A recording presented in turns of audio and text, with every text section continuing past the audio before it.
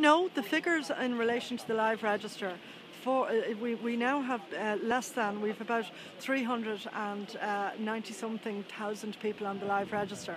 That is the first time we've fallen below 400,000 since the worst days of the crash. So that's a really important milestone. We now have 1.89 million people at work, an increase of 58,000.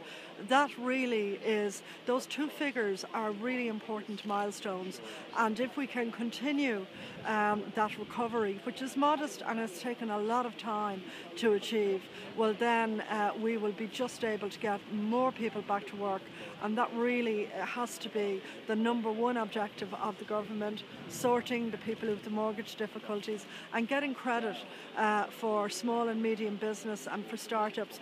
Because remember, a lot of jobs in the future, they'll be developed by new small firms and startups or people creating self-employment. So it's so important that we complete the job of fixing the banks and get a functioning credit system for small business going.